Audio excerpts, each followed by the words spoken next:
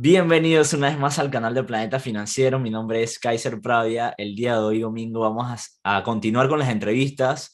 Normalmente los invitados son de súper valor y hoy tenemos doble valor por primera vez. Tenemos a Ana y tenemos a Sebastián de Camino Financiero. Bienvenidos ambos al canal de Planeta Financiero. ¿Cómo están? Cuéntenme un poquito quién es Ana, quién es Sebastián y este proyecto de Camino Financiero, ¿qué es realmente? Ujú. Hola, Kaiser. Bueno, muchas gracias por la invitación. Te lo agradecemos mucho por este espacio y también por agradecer la labor que haces también para la gente de Panamá o la gente joven también que invierte como tú, que es la verdad es que es impresionante empezar desde una tan temprana edad. Y bueno, nosotros empezamos a invertir, la verdad, bastante tarde quizás, o bueno, ya entrados los 30 y teníamos trabajos estables y nos dimos cuenta de que, bueno, tenemos que hacer algo con ese dinero que nos sobraba un poco a final de mes. Entonces empezamos a buscar información sobre inversiones, dónde poner nuestro dinero y también teníamos la idea de que pues era muy difícil o solo si tienes mucho dinero, pero empezamos un poco más a investigar, estaba todo en inglés, entonces nos dimos cuenta de que hacía falta también información en español, ¿no? Y, y bueno, a partir de ahí, pues pensamos quizás si enseñamos lo que nosotros estamos aprendiendo, alguien se va a beneficiar, igual que nosotros pues, nos beneficiamos también de otras personas quizás que están en la misma situación. Así empezó un poco camino financiero, ya llevamos año y medio Año y medio más o menos, sí. y empezamos con el YouTube, también luego con Instagram, también tenemos un podcast y así intentamos también distribuir un poco información financiera para la gente que esté empezando, que no se atreva, que se piense que es muy difícil y bueno, pues que también pueda tomar sus propias decisiones, que es lo más importante, creo yo. Súper. Y cuéntame un poquito sobre ustedes dos. Bueno, antes de YouTube, ¿a qué se dedicaba antes de compartir contenido para que la comunidad sepa un poquito más sobre lo que no se ve en las pantallas, en los videos? Bueno, yo personalmente yo soy chileno, Ana es española. Yo, o sea, estuvimos viviendo ahora en Alemania un buen tiempo. Yo 7 años, tú 9 creo. Y ahí, bueno, ahí es donde empezamos a crear todo lo de YouTube. Yo antes estuve mucho tiempo trabajando en el área de marketing, porque estudié publicidad. Luego me moví un poco hacia el sector de product management, como más relacionado con tecnología, el desarrollo de software y eso. Y bien, con el trabajo estaba todo bien, pero claro, me empezó un poco a picar el bichillo de la inversión. Empezamos a aprender entre nosotros primero y nos empezamos a dar cuenta de que, claro, faltaba contenido en español y fue, vale, es momento de hacerlo. Sí. Bueno, yo me dedicaba, bueno, también tenía un trabajo en Berlín, estudié psicología, o sea, nada que ver con finanzas o con las inversiones, y luego me cambié al área de, o sea, empecé a trabajar de recursos humanos, y bueno, en Berlín es bastante internacional, entonces tuve la oportunidad de ver cómo trabajan en distintos países, cuáles son, bueno, los salarios o los derechos también laborales, entonces también me dio una buena perspectiva de las diferencias, ¿no? Entre los diferentes países y bueno, no sé, yo creo que soy el ejemplo de que no hace falta tampoco haber estudiado finanzas para aprender sobre inversión y nada, controlar bien tu dinero, diría yo. Excelente. Gracias por compartir y me gustó que mencionaron en la previa respuesta que mientras aprendían también compartían contenido porque eso se critica bastante en cierto punto, pero yo creo en la pirámide del aprendizaje, ¿no? No tienes que estar en el pico de la pirámide para enseñar. Con tal de que estés en el nivel 2 o en el nivel 3 ya les puedes enseñar a alguien que esté por debajo. Algo va a aprender y algo de tiempo le vas a ahorrar y algo de valor le puedes aportar. Y yo me siento Bueno, también parte de esa comunidad que sigue aprendiendo, pero que a la vez comparte lo que va aprendiendo y bueno, cada vez se vuelve, mm, uno aprende más cada vez y puede ser que las cosas que compartió en el pasado ahora cambien también, ¿no? Que es la parte del proceso de aprendizaje. Quiero que me cuenten ahorita un poquito sobre su filosofía de inversión. ¿Cómo invierte Ana? ¿Cómo invierte Sebastián? Cuéntame un poquito sobre eso y más o menos en qué productos financieros tienen sus inversiones también. Ujú. vale. Pues Yo creo que, bueno, un poco de la filosofía personal mía, y que yo creo que es más o menos compartida entre los dos, es la inversión pasiva por sobre todas las cosas, en verdad. Como tomar la inversión como una especie de vehículo para conseguir otras cosas, no como un fin en sí mismo. O sea, como que no, yo personalmente no tengo la idea de invertir como convertirme en un trader, ni ser un inversor profesional, ni muchísimo menos, sino que para nosotros la inversión es simplemente un vehículo que nos permite alcanzar otro tipo de objetivos. Entonces, por eso como no estamos como activamente manejando nuestras inversiones constantemente, sino que lo hacemos de la forma más automatizada de alguna manera y más pasiva que se pueda. Y por eso seguramente si que alguno no habrá visto por YouTube, en nuestro instrumento financiero obviamente favoritos son los ETFs.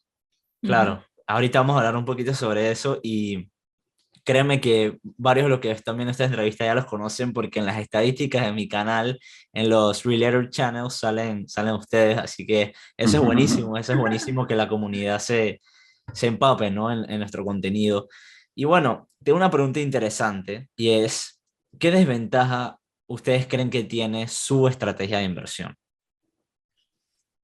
Bueno, pues el hecho de que es pasivo, ¿no? A veces cuando vas aprendiendo sobre inversión, sobre finanzas, sobre todo este mundillo, ¿no? Te entra un poco el bichillo, como decía Sebastián, y tú querrías ser un poco más activo, ¿no? Y ahora pues comprar cuando el Bitcoin está bajo, o, no sé, quieres estar un poco más al día y hacer un poco más de a lo mejor trading o ser simplemente más activo y a veces te tienes que no sé, parar un poco los pies, porque también puedes no acertar o, bueno, puedes tomar a lo mejor, o quisieras a lo mejor sacar mayor rendimiento que el que estás sacando de forma pasiva y querrías como probarlo, pero al final, bueno, está demostrado que a la larga no se puede, pero te gustaría aún así hacerlo. Entonces, quizás ese ponerte un poco el freno, aunque se puede hacer de vez en cuando, no siempre, pero sí, diría yo que te gustaría a lo mejor estar un poco más comprando y vendiendo cuando en realidad pues no deberías de estar haciéndolo tanto. Claro, yo creo que de alguna manera es como la inversión menos sexy o menos entretenida un poco en ese sentido, es como un poco más aburrido porque elegimos instrumentos relativamente bien diversificados por defecto. Yo no tengo que armar una cartera o un portafolio muy complejo, sino que son 4 o 5 instrumentos que los mantengo ahí por mucho tiempo. Entonces, en ese sentido, es como, al ser como más pasivo, es como menos entretenido que quizás otro tipo de inversión, a alguien que le apasione mucho la inversión y que quiera estar comprando y vendiendo distintas acciones y eso.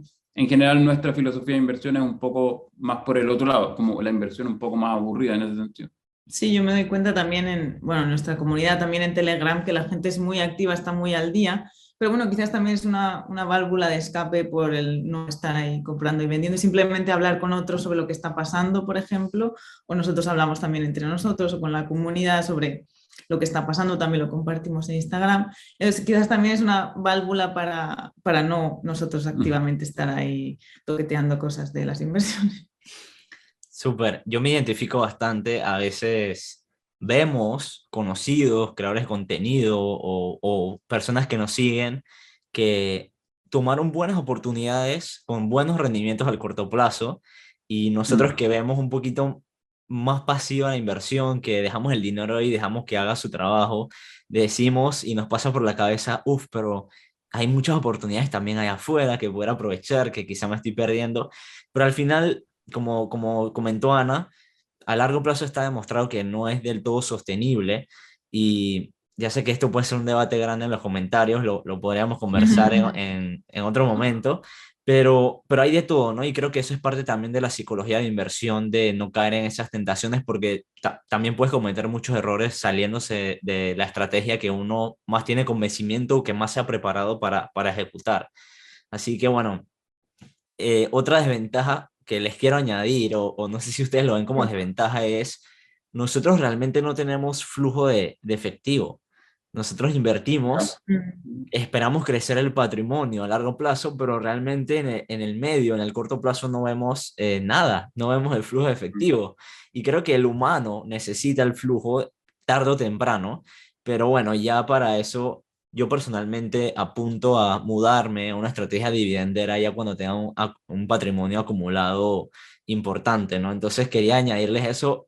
De hecho, pensé que lo iban a contestar, pero hay veces que no se ve tanto como una Sí, es desventaja. un buen punto también, porque hay gente de hecho que también le gusta mucho la estrategia de dividendos porque, bueno, pues porque ves dinero gratis y eso es muy satisfactorio, ¿no? Es como el resultado de que estoy haciendo un buen trabajo. El resultado inmediato. Claro, inmediato y metálico, material, pero no por eso quizás es la mejor estrategia. De hecho, incluso si no quieres retirar el dinero ahora mismo, pues no sería una buena estrategia, tienes que también pagar impuestos. Eso es. Entonces, sí, sí que también puede ser, como a nivel mental o psicológico de cómo me está yendo a mis inversiones o si de verdad estoy viendo físicamente lo que estoy ganando, sí, puede ser una desventaja a nivel como de motivación. Vale.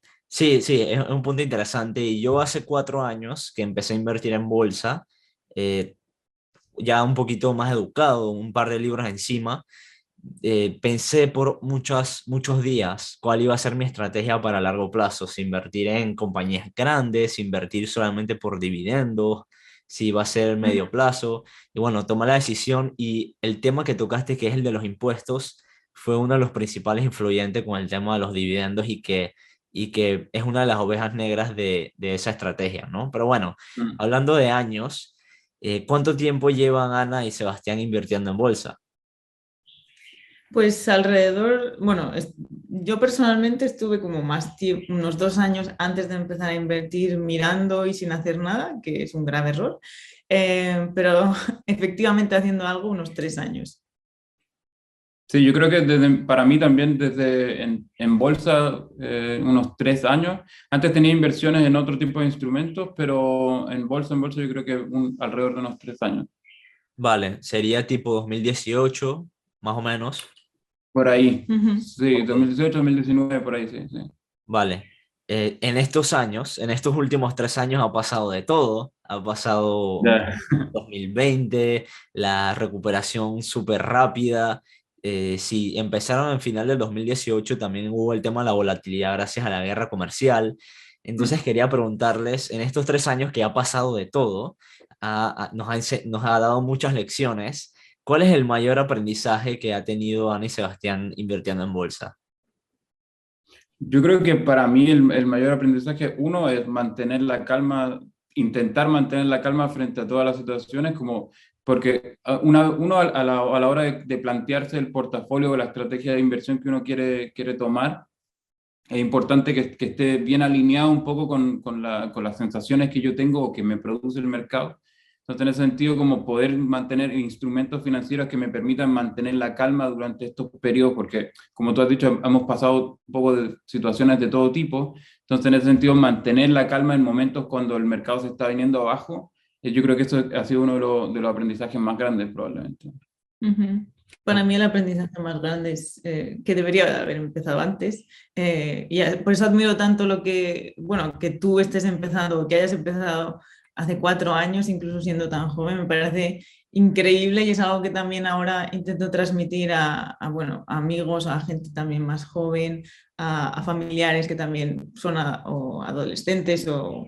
Intento ahí plantarles la semillita para que empiecen a pensar quizás en invertir porque es que hace una gran diferencia y desde que tú empezaste a que nosotros empezamos a invertir, a nosotros nos va a costar más, por ejemplo, llegar a lo mejor a la misma cantidad para retirarnos. Entonces, con menos esfuerzo puedes hacer mucho más y bueno, eso, no lo puedo cambiar ahora mismo, pero más vale tarde que nunca, yo creo. Así es, no, y gracias, gracias. Yo me siento afortunado de haber descubierto el buen camino de la inversión en una edad tan temprana y darme los golpes mientras me los puedo permitir, ¿no? Ya cuando Claro. tenemos más compromisos, darnos esos golpes duelen más porque hay más responsabilidades, hay otras cosas, pero bueno, yo también soy full partidario de que las personas que nos están viendo jóvenes, que se están educando y que no han empezado parece mentira, pero los primeros $100, 200, aunque no signifiquen demasiado, hacen la gran diferencia psicológica, te compromete más y es una parte, es una barrera muy grande a ver desde fuera, a ver desde dentro. Así que comparto con Ana de que se lancen, aunque sea con un dinero que no signifique mucho para ustedes. Bueno, durante estos 4 años que yo llevo invirtiendo, muchas personas me preguntan cuando están empezando que cuál ha sido mi mejor inversión y lo que esperan escuchar es cuál es la inversión que más me ha dado dinero para las personas compararse. Pero yo personalmente les respondo que mi mejor inversión es una en la que perdí 80% y no fue la única que he perdido, pero fue la primera que perdí 80% porque fue la Ujú. que más me enseñó. realmente. Fue la que me enseñó a no especular, fue la que me enseñó a no perseguir los dulces que tantos hay en bolsa. Entonces quería Claro. preguntarle a Ana y a Sebastián, en ese sentido, no en rendimiento, no en dinero, ¿cuál ha sido la mejor inversión, por lo menos en estos 3 años, para ustedes? Yo creo que, bueno, para mí personalmente la mejor inversión que he hecho ha sido empezar este canal, de todas maneras. O como no solamente por el hecho de comenzar el canal, sino por todo lo que he tenido que aprender para poder iniciar este canal. O sea, hemos tenido que leer un montón de libros, ver un montón de otros vídeos de YouTube, hemos tenido que educarnos un montón en términos financieros y eso pues, yo creo que la inversión en tiempo que eso ha significado y como los resultados que estoy viendo ahora no solamente con los resultados del canal, sino obviamente con lo que he aprendido durante este tiempo, yo creo que ha sido por lejos la mejor inversión que he tenido. Sí, porque también ha sido como mucha constancia que hemos tenido que dedicar, pues trabajando y todos los días, aunque no nos apeteciera, pues teníamos que dedicarle un poco de tiempo. Estuvimos también mucho tiempo pues sin ver ningún tipo de resultado y estuvimos tan cerca o a veces se te pasa el pensamiento de, ¿y si lo dejo así? Ya está, y sigo con mi vida anterior y ahora dices, menos mal de que no lo dejé, que también se puede aplicar, ¿no?, a las inversiones de yo me imagino la gente que estuvo durante la famosa década perdida, a lo mejor poniendo dinero durante una década y luego lo que ha podido suponer esa constancia a sus inversiones y cualquier persona habría dicho, bueno, ya está, hasta aquí porque esto no está funcionando. Pero el hecho de ser constante, tanto en inversión pasiva como si también, pues en este caso, empiezas un proyecto, pues los principios son difíciles y cuesta hasta recibir como un rendimiento, un beneficio, un resultado. Y no sé, creo que es el gran ejemplo de que todo cuesta y para nosotros también ha sido, como dice Sebastián, un gran aprendizaje a todos los niveles. Vale, como dice Peter Lynch aquí atrás, el órgano más importante al final en la inversión es el estómago. Y yo lo extrapolo a prácticamente todo, ¿no? YouTube también, compartir contenido al principio parece muy engorroso, demasiado trabajo, pero cuando menos te das cuenta y ya lo vuelves una constante, YouTube termina recompensando y termina abriéndote muchas puertas que ni te imaginabas cuando comenzaste que podía haberlas abierto en principio, ¿no? Así que bueno, súper bien, me alegro que siga siendo una buena inversión para ustedes compartir contenido y que vean retribución de ello, no solamente económica, sino también de aprendizaje y de crecimiento personal. Ahora quiero preguntarles si, bueno, yo personalmente veo bastantes de sus videos, no voy a decir que todos, pero estoy pendiente del contenido que comparten, el estilo de contenido que comparten y hablan bastante sobre ETFs, que ya Sebastián dijo que es uno de sus productos financieros que más tiene inclinación, y también se mencionó por ahí las criptos y en su canal también se ve un poco sobre las criptos. El equipo de Camino Financiero tiene más inclinación personal, esto no es recomendación de compra ni nada por el estilo, hacia los ETFs, o sea, la bolsa, o hacia las criptos, o va un 50-50, o su jubilación, ¿dónde está dependiendo más? Eso es una buena. Sí. Bueno, podría decir que las dos, pero es verdad que cada uno de nosotros tiene una inclinación. Yo hacía más las ETFs y Sebastián tiene como mucho más interés de las criptos, o sea, yo también y él también sobre ETFs, pero yo creo que para Sebastián también las ETFs se han convertido en lo estable y lo que mi portafolio sólido a largo plazo y las criptos son pues algo más entretenido, lo que te puede dar la rentabilidad y entonces como que cada uno se ha formado también su especialidad, que está bien, y la verdad es que nos gusta mucho porque intercambiamos mucho conocimiento entre los dos. Entonces, digamos que es una mezcla y cada uno, pues quizás tiende para una cosa, él es más arriesgado, entonces pone más criptomonedas en su portafolio, yo tengo más ETFs y bueno, personalmente es que creo que las ETFs son el defecto para todo el mundo, entonces lo que debería de tener todo el mundo independientemente de quizás su nivel de riesgo, pero es algo que debería de estar siempre. Y luego, pues, añadir criptomonedas creo que también es importante para el futuro estar como, porque es una inversión nueva, entonces a lo mejor no a todo el mundo le acomoda, pero un poquito, pues yo creo que sí, que se debería de tener.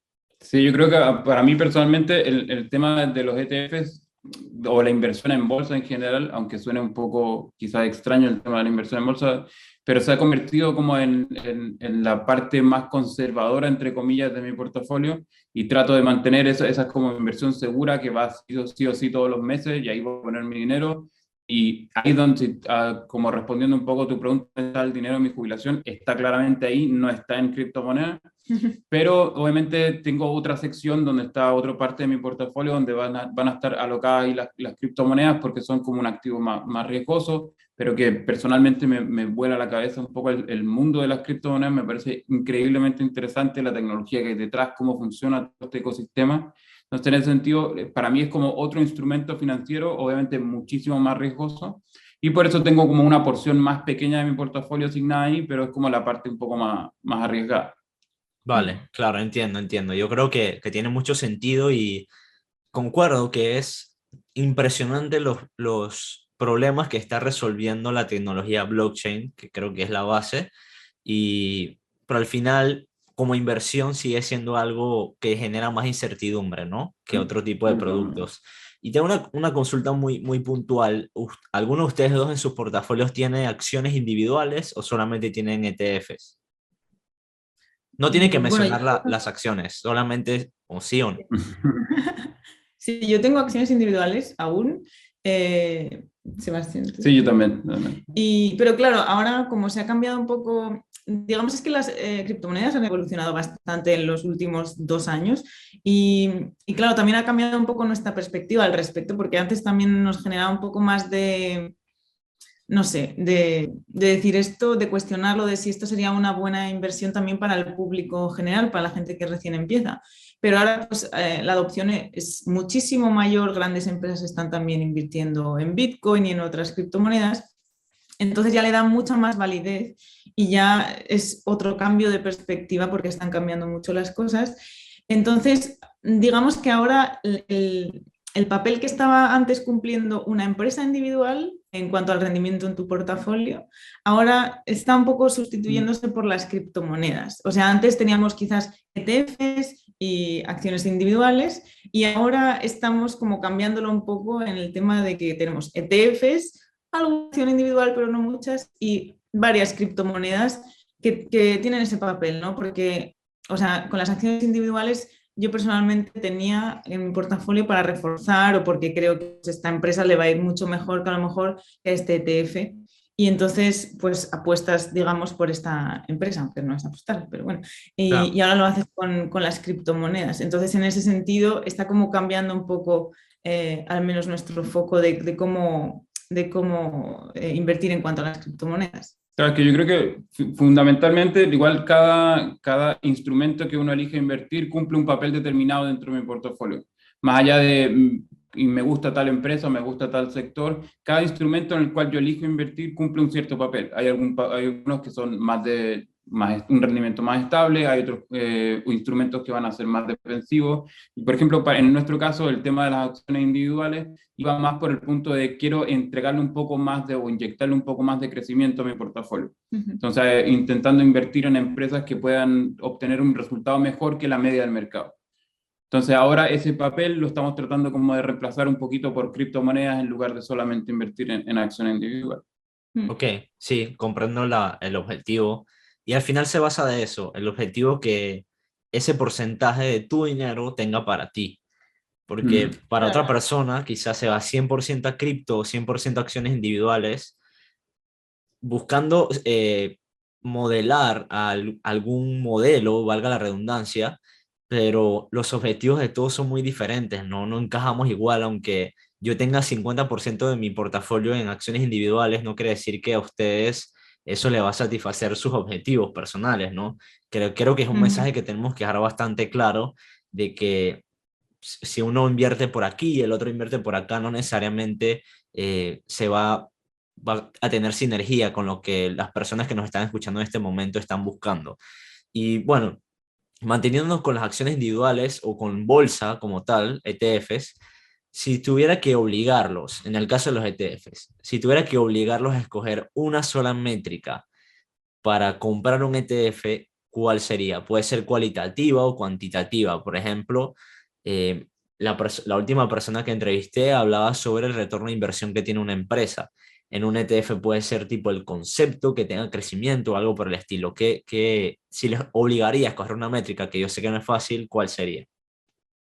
Yo creo que para mí, de todas maneras, son los costos de mantenimiento. O sea, ojalá que el ETF tenga los menores costos de mantenimiento posible.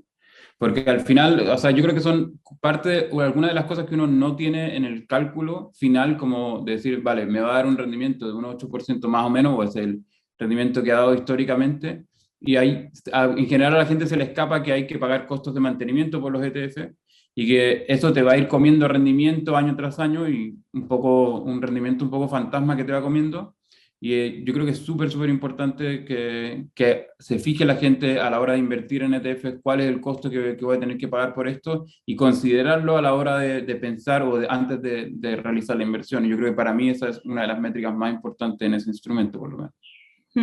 A mí ahora que veo el cuadro este de Peter Lynch, el que decía mucho en su libro, de que te fijes en tu alrededor, ¿no? De si ahora hay una cola gigante en la tienda de Apple, pues significa pues, que a Apple le va bien, ¿no? En cuanto a quizás algo más cualitativo, está a la vista. Si a una empresa le va bien, más o menos lo vas a poder percibir si ahora todo el mundo está invirtiendo en Bitcoin, hay, ¿cómo se dice? Hay escasez de microchips, pues empresas como Nvidia o ASML o TSMC, pues son empresas que van a estar ahí en el radar, ¿no? Entonces, quizás pues, fijarte en ese tipo de ETFs que contengan estas empresas como principales. A veces es tan obvio, pero quizás intentamos ahí mirar un poco más rebuscado y eso, quizás lo más obvio, pero obviamente también los costos de mantenimiento. Es difícil elegir solo una métrica. Es súper difícil, es una pregunta un poco tricky. Bueno, y qué bueno que mencionas a Peter. Peter es el dueño de este canal. La filosofía que en mis inversiones y en mi contenido es basado en Peter Lynch porque para compartir, aprovechando que los tengo aquí, como dice en el cuadro, aprende, invierte, gana y retírate. Creo que podemos aprender lo que nos interese, invertir en lo que nos interesa, no tiene que ser específicamente lo que él invirtió, lo que otras personas invirtieron, gana lo que tienes que ganar y retírate. Bueno, esa es mi perspectiva personal, o también la que utilizó Lynch, que él tiró como una bomba de humo y se fue a disfrutar lo que construyó por sus 19 años, ¿no? Entonces, hay otros modelos de inversión que tienen 95, 90 años y todavía siguen allá afuera invirtiendo. Y yo admiro mucho a Munger y a Buffett, pero Peter Lynch es la filosofía que se persigue, por lo menos en este canal. Así que gracias por la mención. Bueno, ya para ir cerrando, para ir de salida, quería preguntarles a Ana y a Sebastián si les digo que tienen que empezar desde cero. Tienen sus primeros ahorros, sus primeros $1,000, 250, pero tienen el conocimiento que tienen el día de hoy. ¿Qué harían diferente a lo que hicieron en ese momento con respecto a las inversiones? Yo hubiese empezado antes. Para mí eso es lo más importante. Yo creo que lo que más me he dado cuenta, sobre todo ahora, es como que me da un poco de rabia de haber dicho, ¿cómo no empecé 5 años antes, en verdad? ¿Cómo no empecé, cómo estuve tanto tiempo investigando ciertas cosas y no me tiré a la piscina antes y ponerme a invertir antes? Porque realmente la maravilla que hace el tiempo en las inversiones es increíble. Es mucho más importante el tiempo que realmente con cuánto dinero empiezo. Y yo creo que en un minuto uno se empieza a frenar y dice, no, bueno, porque la inversión es para gente que tiene mucho dinero, mejor me espero a juntar más dinero y ya luego invierto. Pero realmente ahora totalmente eso ha sido un error muy grande y debería haber empezado muchísimo antes de esto. Sí, yo coincido con eso porque, como te contaba, estuve 2 años mirando, porque yo ya me gustaba el tema de las ETFs, como el concepto de que uno no necesita tanto dinero, uno pues no necesita ser experto, diversificas, tal, es todo perfecto. Pero aún así no me decidí a invertir y yo creo que mucha gente también que nos ve está en la misma situación y por eso intentamos ser tan insistentes en el hecho de que hay que empezar ya y no hace falta tenerlo todo resuelto porque es que es imposible, o sea, uno no va a saber todo al 100% y tampoco hay vara para medir eso en cualquier caso. Y uno pues también va aprendiendo con el tiempo y lo importante al final es empezar antes porque también ese tiempo que no estás invirtiendo es dinero que estás perdiendo, o sea, o dinero que estás dejando de ganar. Entonces es súper importante, incluso hay gente que también nos escribe como súper joven o de 13 años, nos han llegado algún comentario y es como, wow, un aplauso, porque me encantaría haber sido como tú a tu edad, aunque a lo mejor aún no puedan invertir por ellos mismos, pero la idea ya está ahí. Y entonces cuando tengan 18 años a lo mejor y ganen su primer sueldo o sus ahorritos, los van a poner a invertir. Eso me parece fascinante y lo mejor que pueden hacer con su dinero.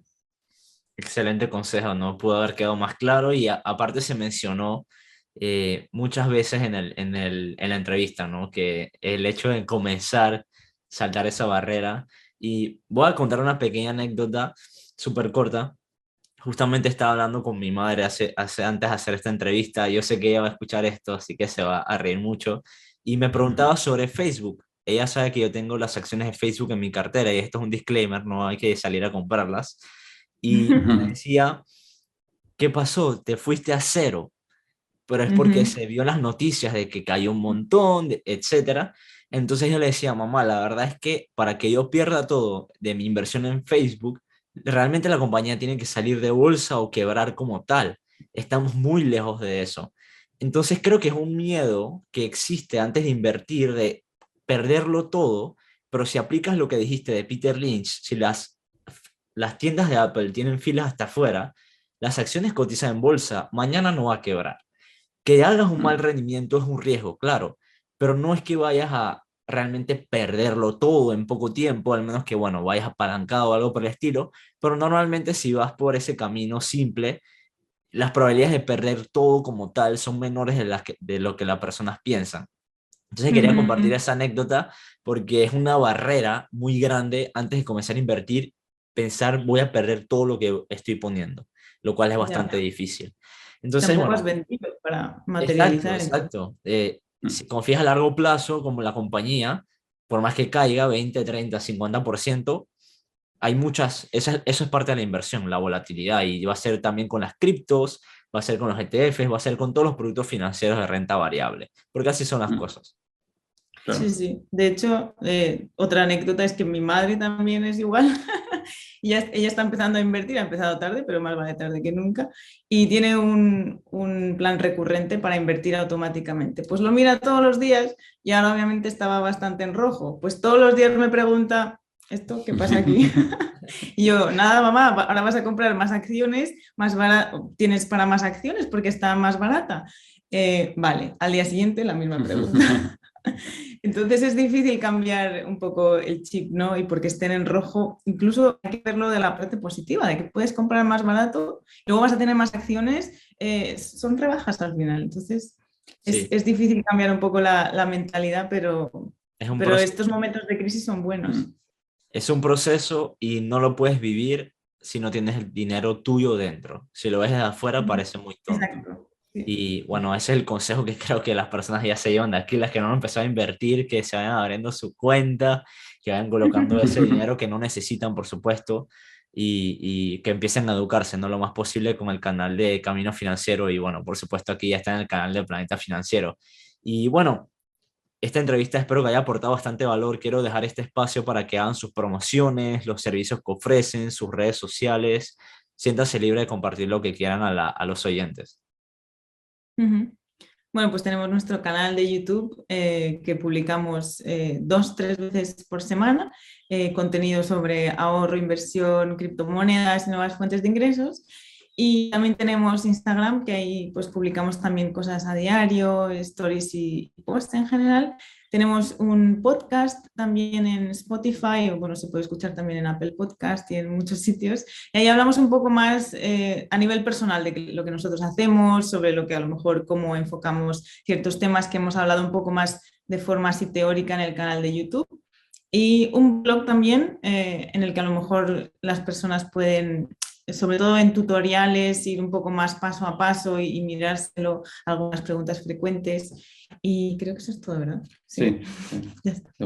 Vale, buenísimo. Igual las redes sociales van a estar aquí abajo en pantalla, lo han estado toda la entrevista y muchísimas gracias por su tiempo. Espero que a las personas les haya gustado y por supuesto visiten el canal de Ana y Sebastián que aportan muchísimo valor y yo soy creador de contenido, pero también consumidor de contenido de personas como ustedes que aportan mucho valor a la comunidad. Muchas gracias. Muchas gracias, Kaiser, por el espacio y también enhorabuena por lo que haces y ojalá animes a más gente joven a invertir. Saludos.